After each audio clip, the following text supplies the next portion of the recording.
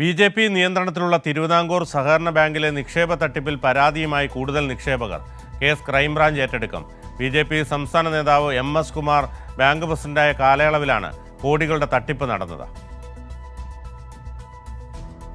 2004 BJP. നേതാവ് എം.എസ്. കുമാറിൻ്റെയും മറ്റു നേതാക്കളുടെയും നിയന്ത്രണത്തിൽ തിരുവിതാംകൂർ സഹകരണ ബാങ്ക് പ്രവർത്തനം തുടങ്ങിയത്.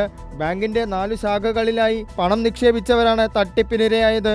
400ഓളം നിക്ഷേപകരിൽ 112 പേർ ഇതിനോടകം പോലീസിൽ പരാതി നൽകി. 14 കേസുകളാണ് ഇതുവരെ പോലീസ് രജിസ്റ്റർ ചെയ്തത്. ഉള്ള സമ്പാദ്യത്തിന്റെ വലിയ പങ്കും ബാങ്കിൽ നിക്ഷേപിച്ചവരാണ് തട്ടിപ്പിനിരയായവരിൽ ഏറെയും.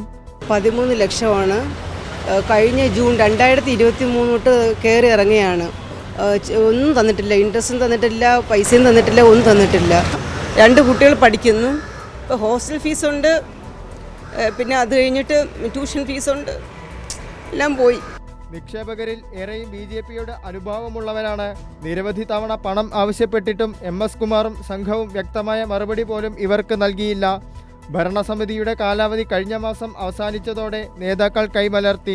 തട്ടിപ്പിൻ്റെ എത്രയാണെന്നുള്ള എണ്ണം ഞങ്ങൾക്കില്ല. ശേഷം ഒരു 400ഓളം നിക്ഷേപകരുണ്ടെന്നാണ് ഞങ്ങളല്ലാതെ അന്വേഷിച്ച് അറിയാൻ പോയത്. പക്ഷേ ഈ രംഗത്ത് വന്ന് വളരെ ഒരു 100-ൽ താഴെ വന്നിട്ടുള്ളൂ. അത്രേ വന്നിട്ടുള്ളൂ. ബാക്കിയുള്ളവരെല്ലാം മറവിലാണ്. അത് എന്താണെന്നുള്ള കാര്യം ഞങ്ങൾക്കും അറിയത്തില്ല.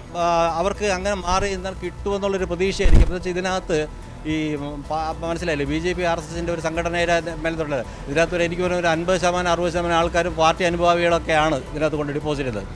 കേസുകൾ ഉടൻ ക്രൈംബ്രാഞ്ചിന് കൈമാറും. ക്രൈംബ്രാഞ്ച് അന്വേഷണത്തിന് പുറമെ കോടതിയെ സമീപിക്കാനും ഒരുങ്ങുകയാണ് തട്ടിപ്പിനിരയായ നിക്ഷേപകർ. കൈരളി ന്യൂസ്, തിരുവനന്തപുരം.